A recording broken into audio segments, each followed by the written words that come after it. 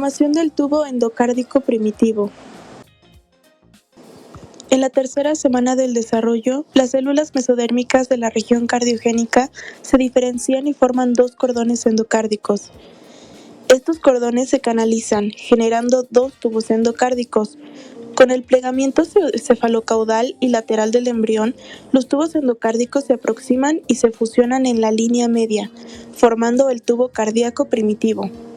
El tubo cardíaco se compone de regiones: seno venoso, aurícula primitiva, ventrículo primitivo, bulbo cardíaco y tronco arterioso. Torsión normal, looping cardíaco. Ocurre entre la cuarta y quinta semana. El tubo cardíaco crece rápido y se incurva en forma de S.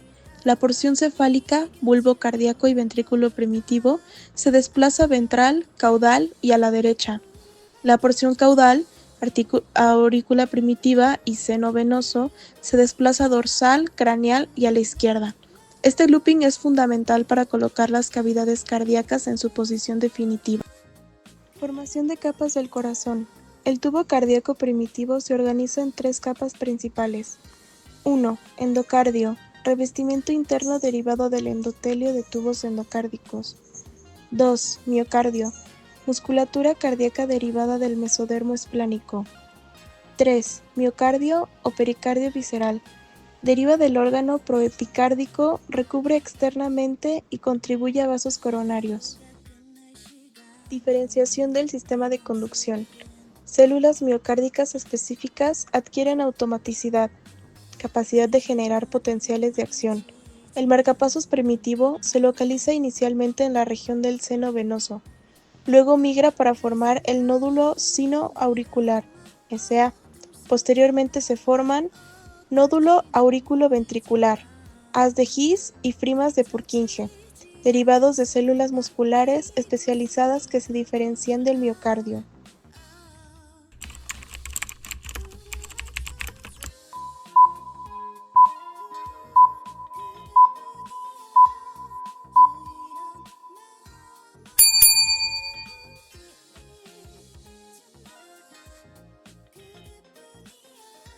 Como ya se mencionó anteriormente, el corazón inicia como un tubo endocárdico primitivo hacia la semana cuarta del desarrollo. Este tubo crece y se curva, y poco a poco se va dividiendo en cavidades gracias a un proceso llamado tabicación. La palabra septum viene del latín y significa pared divisora. En las siguientes semanas, hasta la semana 8, se forman los tabiques auriculares, ventriculares y troncales, y junto con las válvulas dando origen a la estructura final del corazón. Vamos a comenzar con la tabicación auricular. Esta inicia en la semana cuarta con el crecimiento del septum primorium, que deja un espacio llamado ostium premium. En la imagen A podemos ver el inicio del septum premium, una pared de tejido que crece desde el techo de la aurícula primitiva hacia las almohadillas endocárdicas.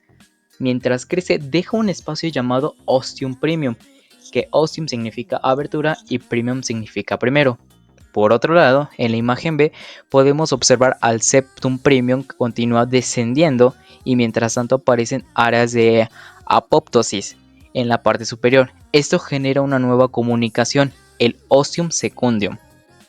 Ahora bien, en la imagen C y D empieza a crecer otro tabique aún más grueso y a la derecha del primero, el septum secundium, que secundium significa segundo. Este deja una abertura llamada foramen oval, que es el que permite que la sangre pase de aurícula derecha a izquierda durante la vida fetal, evitando los pulmones que aún no funcionan. En la imagen E y F podemos ver cómo el septum primarium actúa como una válvula del foramen oval. Durante la vida fetal, la sangre fluye de derecha a izquierda, pero al nacer, cuando aumenta la presión en la aurícula izquierda, el septum premium se adosa contra el secundium y cierra el foramen oval. Por último, aquí vemos al foramen oval funcionando como válvula junto a la desembocadura de la vena cava inferior. Vamos a empezar ahora con la tabicación ventricular. La tabicación ventricular comienza en la semana 5, con el crecimiento de un tabique muscular desde el ápex del corazón hacia arriba.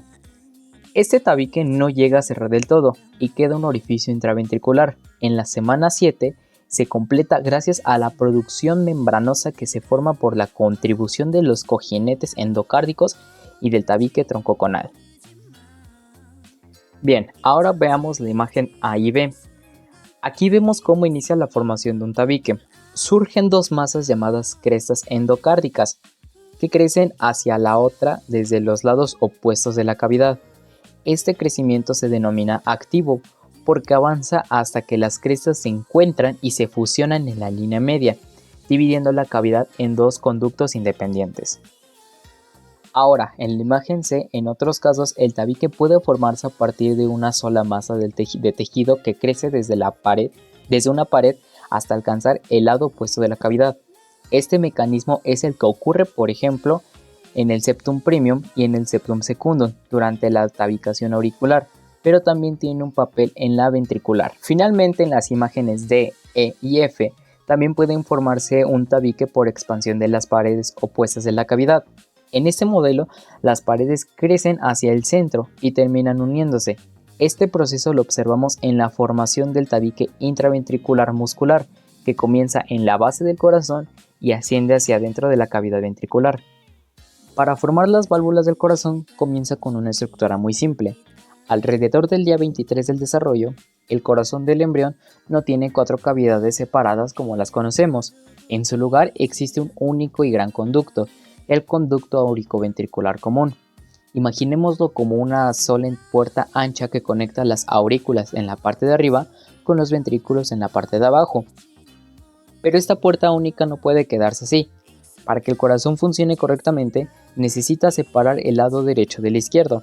Aquí es donde entran en juego las estructuras clave, las almohadillas endocárdicas. Piensen en ellas como cojines de tejido que comienzan a crecer desde la parte del conducto, una arriba y otra abajo.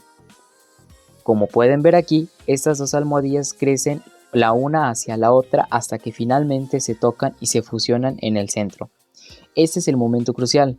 La fusión de estas almohadillas actúa como un tabique, dividiendo este único canal en dos pasajes por separado. El resultado que ahora tenemos es un conducto auriculoventricular derecho y un conducto auriculoventricular izquierdo.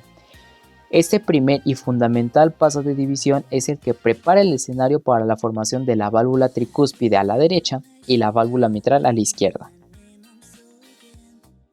Ya hemos dividido el canal y hemos visto dónde se ubican las almohadillas, pero ¿cómo pasamos de estos cojines de tejido abultados a las delgadas y resistentes aletas de una válvula cardíaca? Aquí es donde ocurre la magia final de la remodelación. En la etapa A vemos la almohadilla, que es básicamente tejido mesenquino denso asentada sobre el músculo del ventrículo, el miocardio. Ahora observen con atención el cambio de la etapa B. El miocardio, que está justo debajo de la almohadilla, comienza a ser excavado o ahuecado. El cuerpo reabsorbe parte de este tejido muscular, pero deja atrás unos finos cordones musculares que mantienen la almohadilla conectada a la pared del ventrículo. Finalmente, en la etapa C, vemos la transformación completa. El tejido de la almohadilla se ha adelgazado y remodelado para formar las válvulas auriculoventriculares definitivas.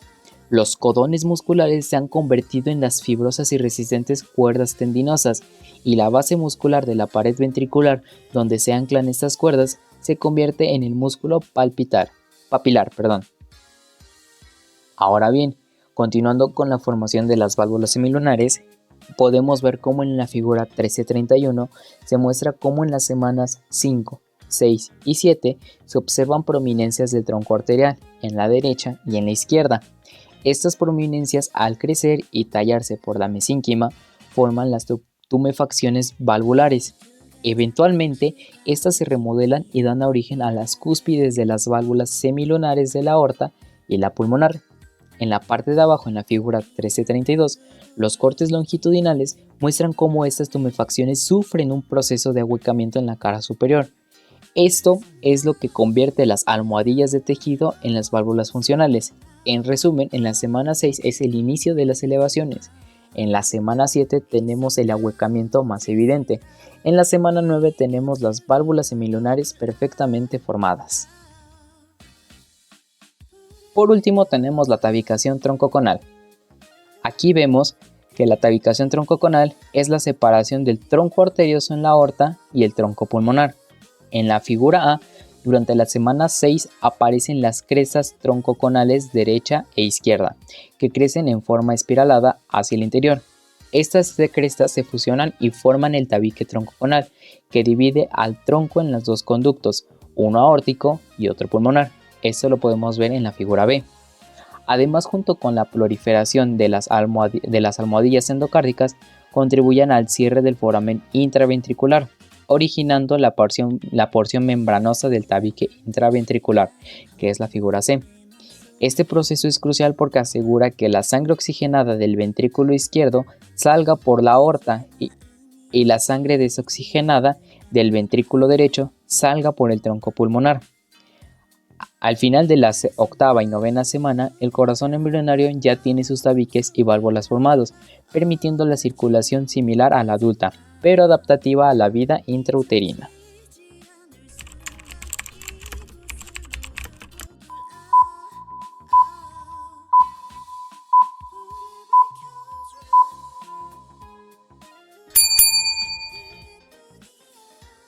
El inicio de la formación de nuestras grandes venas se va a dar a partir de finales de la tercera semana y inicios de la cuarta.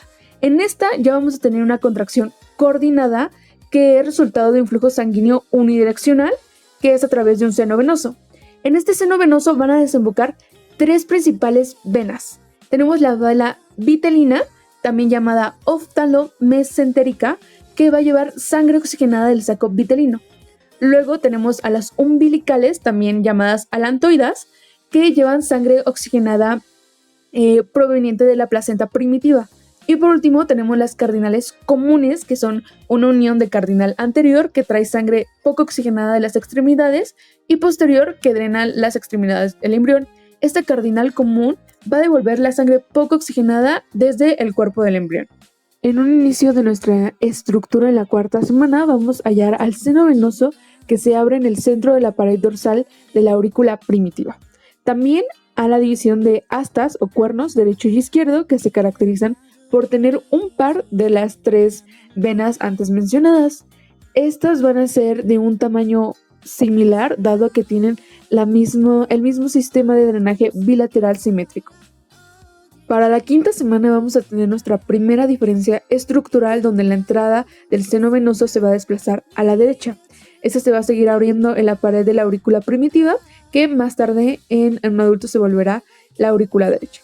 También notamos que la asta derecha es notablemente más grande en esta etapa que la izquierda. Esto se debe al flujo de la sangre mayor en el lado derecho debido a la anastomosis de la cardinal superior izquierda y la común izquierda. Para la semana 8 vamos a esperar que se oblitera la comunicación de la vena cardinal izquierda con la superior izquierda y se dé una pérdida de la vitelina izquierda y umbilicales proximales. Sin embargo, dentro de las umbilicales se va a permanecer la umbilical distal izquierda, dado que esta traerá sangre oxigenada desde la placenta para desembocar en el hígado y posteriormente en la vena cava inferior. A medida que el cuerno o asta derecha aumenta de tamaño, recibe toda la sangre de la cabeza y cuello por las venas cava superiores y de la placenta y regiones caudales de la vena cava inferior. Pero, ¿de dónde vienen estas venas cavas? Bueno, la vena cava superior viene de la anastomosis de la vena cardinal superior derecha y la vena cardinal común derecha. Y la vena cava inferior tiene un origen en la vitelina derecha.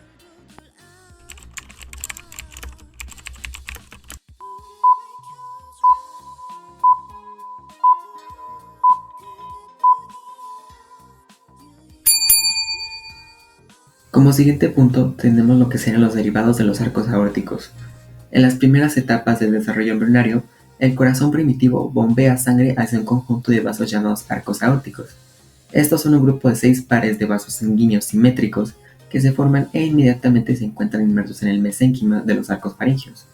Estos arcos actúan como puentes vasculares, originándose en el saco aórtico y terminando en las aortas dorsales, las cuales se fusionaron más caudalmente para formar la aorta descendente.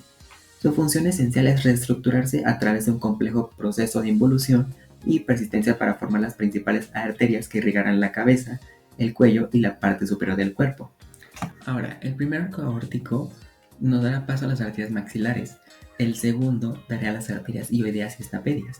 Y alrededor del día 29 tendremos que estos dos desaparecen y solo permanece el tercer, el cuarto y sexto arco. El tercer arco aórtico nos dará paso a las arterias carotidia común y la primera parte las arterias carotidias internas, además de arcos grandes. El cuarto, del lado izquierdo, tendremos el arco de la aorta desde la carótida común izquierda hasta las arterias subclavias izquierdas. Y del lado derecho solo tendremos la arteria subclavia derecha en su porción proximal. En el sexto arco aórtico tendremos el lado izquierdo como arteria pulmonar izquierda y nuestro conducto arterial.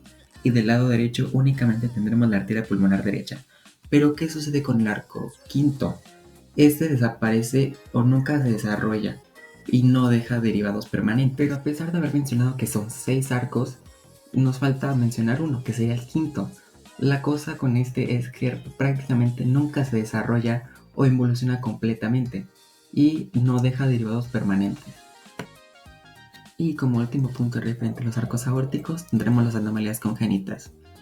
La hipoplasia del arco aórtico y doble arco aórtico serán ejemplos de estos, pero las más comunes serían el arco aórtico interrumpido y la arteria subclavia derecha aberrante. El arco aórtico interrumpido es la forma más grave y extrema de coartación. Ocurre cuando hay una pérdida de continuidad anatómica entre la aorta ascendente y la descendente. En esencia, hay una brecha o un segmento atrésico en el callo aórtico. En el caso del tipo B, esta interrupción se da entre la carótida izquierda y la subclavia izquierda.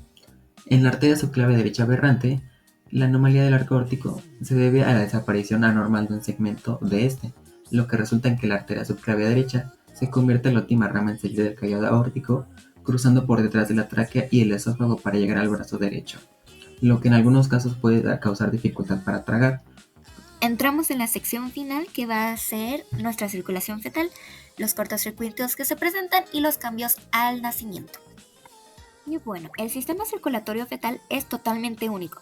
Su función principal no es oxigenar la sangre a través de los pulmones, sino que va a obtener el oxígeno y los nutrientes a través de la placenta. Para lograr esta función, el feto necesita cortocircuitos especiales o shunts. Estos desvíos vasculares son esenciales para evitar la circulación pulmonar y distribuir la sangre de forma eficiente. En esta imagen podemos ver cómo nuestra placenta va a estar conectada con nuestro feto directamente por el cordón umbilical. Les voy a explicar más adelante las partes y cómo va a llevar esta sangre y a qué partes.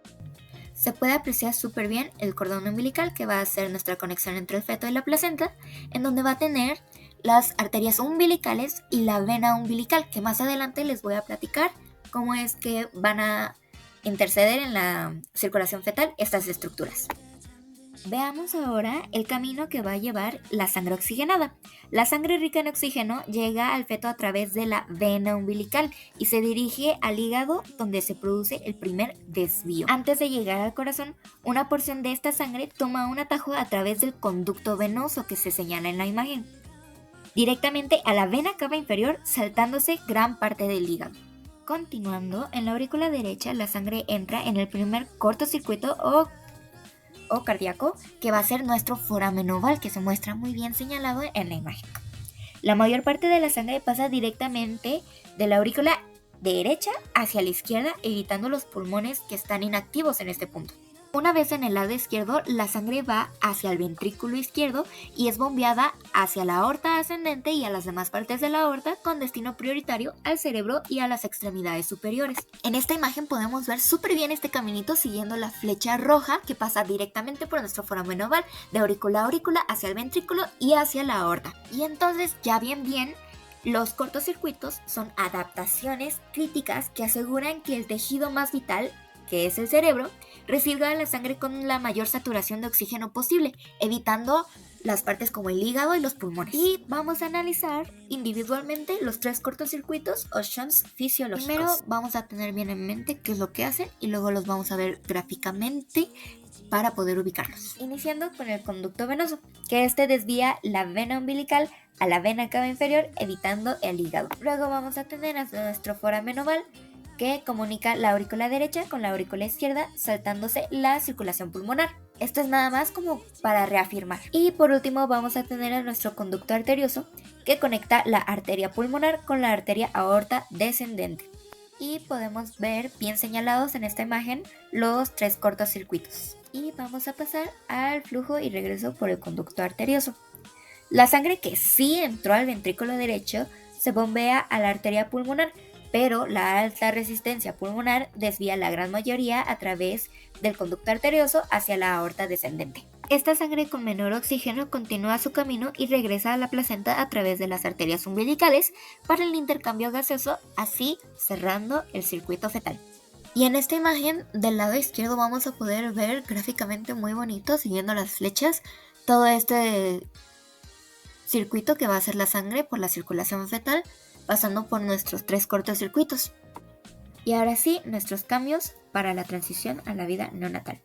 El momento del nacimiento marca la transición circulatoria más rápida y crucial de la vida, conocida como la transición a la vida neonatal. Y vamos a poder ver el cierre de estructuras umbilicales. El primer cambio es el pinzamiento del cordón umbilical. Al cesar el flujo, estructuras como la vena umbilical y las arterias umbilicales se cierran y se transforman en ligamentos. Lo mismo ocurre con el conducto venoso, que se convierte en el ligamento venoso. Este es un resumen del tiempo que tardan estructuras en cerrarse funcional y morfológicamente. Nótese que el foramen oval se cierra funcionalmente en horas, al igual que el ductus arteriosus o conducto arterioso. El evento desencadenante para los cortocircuitos es el primer aliento. La expansión de los pulmones y el aumento de oxígeno causan una vasodilatación pulmonar masiva, lo que provoca una caída drástica de la resistencia vascular pulmonar. Y entonces la combinación de la caída de la resistencia vascular pulmonar y el aumento del oxígeno en la sangre provoca la vasoconstricción del conducto arterioso, que esto significa que se va a cerrar funcionalmente en horas y se convierte en el ligamento arterioso. Bien, el cierre del foramen oval es por un cambio de presiones. Al caer la resistencia vascular pulmonar, la sangre va a los pulmones y regresa con fuerza a la aurícula izquierda, aumentando su presión. Simultáneamente, el cese del flujo umbilical reduce el retorno de la sangre a la aurícula derecha, bajando su presión. La presión aumentada de la aurícula izquierda empuja el septum primum contra el secundum, cerrando el shunt y formando lo que le llamamos ahora fosa oval, dándonos como resultado una circulación ahora en serie, donde la sangre ya no se mezcla y el lado derecho bombea solo a los pulmones y el lado izquierdo al resto del cuerpo, completando la transición.